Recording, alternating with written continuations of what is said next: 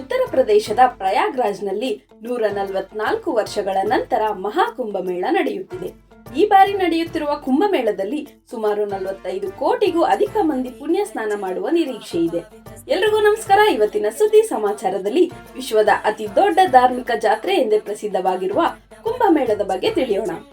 ಸಮುದ್ರ ಮಂಥನದ ಸಮಯದಲ್ಲಿ ದೇವತೆಗಳು ಮತ್ತು ರಾಕ್ಷಸರು ಅಮೃತಕ್ಕಾಗಿ ಕಾದಾಡುತ್ತಿದ್ದಾಗ ಕಲಶದಿಂದ ಅಮೃತದ ಕೆಲವು ಹನಿಗಳು ಭಾರತದ ಪ್ರಯಾಗ್ರಾಜ್, ಉಜ್ಜಯಿನಿ, ನಾಸಿಕ್ ಹಾಗೂ ಹರಿದ್ವಾರ ಸ್ಥಳಗಳ ಮೇಲೆ ಬಿದ್ದವು.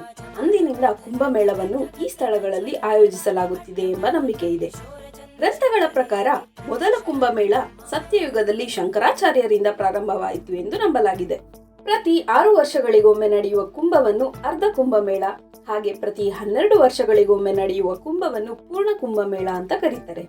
ಈ 12 ವರ್ಷಗಳಿಗೊಮ್ಮೆ ನಡೆಯುವ ಪೂರ್ಣ ಕುಂಭಮೇಳ 11 ಬಾರಿ ನಡೆದ ನಂತರ, ಅಂದ್ರೆ 12ನೇ ಬಾರಿ 144 ವರ್ಷಗಳಿಗೊಮ್ಮೆ ಬರುವುದೇ ಮಹಾಕುಂಭಮೇಳ. ಅದೇ ಈ 2025ರ ಜನವರಿ 13ರಿಂದ ಪ್ರಾರಂಭವಾಗಿ ಮಹಾಶಿವರಾತ್ರಿ ಅಂದ್ರೆ ಫೆಬ್ರವರಿ 26ಕ್ಕೆ ಕೊನೆಗೊಳ್ಳುತ್ತದೆ. ಪ್ರಯಾಗ್ರಾಜ್ನಲ್ಲಿರುವ ಗಂಗಾ, ಯಮುನಾ ಮತ್ತು ಸರಸ್ವತಿ ನದಿಗಳು ಸಂಗಮಿಸುವ ಸಂಗಮ ದಡದಲ್ಲಿ ಮಹಾಕುಂಭಮೇಳ ನಡೆಯುತ್ತಿದೆ. ಕೋಟ್ಯಾಂತರ ಭಕ್ತರು, ಸಾಧು ಸಂತರು, ವಿದೇಶಿಗರು 15 ಕಿಲೋಮೀಟರ್ ವರೆಗೂ ಹರಡಿರುವ ಸಂಗಮದಲ್ಲಿ ಮುಳುಗುವುದು ಅದ್ಭುತ ದೃಶ್ಯ.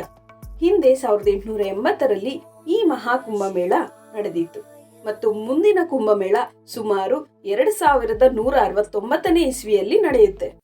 ಹೀನ ಗುಣಗಳ ಹಿಂಗದೆ ಗಂಗೆಯ ಸ್ನಾನವ ಮಾಡಿದರೇನು ಫಲ ಎಂದು ದಾಸರನ್ನು ನೆನೆಯುತ್ತಾ, ಮೊದಲು ಮನದೊಳಗಿರುವ ಕೇಡನ್ನು ಕಳೆದು ನಂತರ ಪುಣ್ಯ ನದಿಗಳ ಸ್ನಾನ ಮಾಡಿ ಅಂತ ಹೇಳ್ತಾ ಮತ್ತೆ ಸಿಗೋಣ. ಧನ್ಯವಾದಗಳು.